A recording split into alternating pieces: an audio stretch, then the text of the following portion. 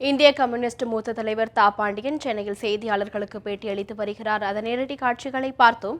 இனி Marxist communist மாநில செயலாளர் ஜி ராமகிருஷ்ணன் மதுரையில் பேட்டியளித்து வருகிறார். அதன் நேரலையை தற்பொழுது பார்க்கலாம். வேண்டும் என்று உயர்நீதிமன்றம் அவரை நியமித்த போது அதை எதிர்த்து அதிமுக அரசு ஏன் ஹைகோர்ட்டுக்கு போகணும்? எதுக்காக சுப்ரீம் கோர்ட்டில் சகாயத்தின் தலைமையில் விசாரணை வேண்டாம், எதுக்காக சுப்ரீம் கோர்ட்டில் வழக்கு போடணும்?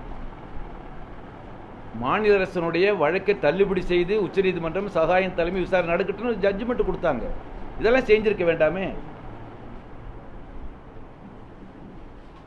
ஆகவே அதிமுக திமுக இரண்டு கட்சிகளும் கிட்டத்தட்ட ஒரு 22 ஆண்டு காலமாக நடைபெறக்கூடிய கிரானைட் கொள்ளைக்கு இரண்டு கட்சிகளுமே பொறுப்பு. இரண்டு கட்சிகள் காலத்தில் நடந்திருக்கு.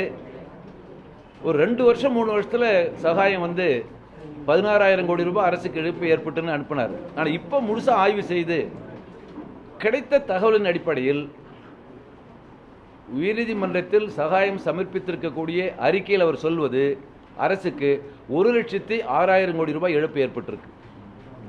மொத்தமா 1,06,000 கோடி.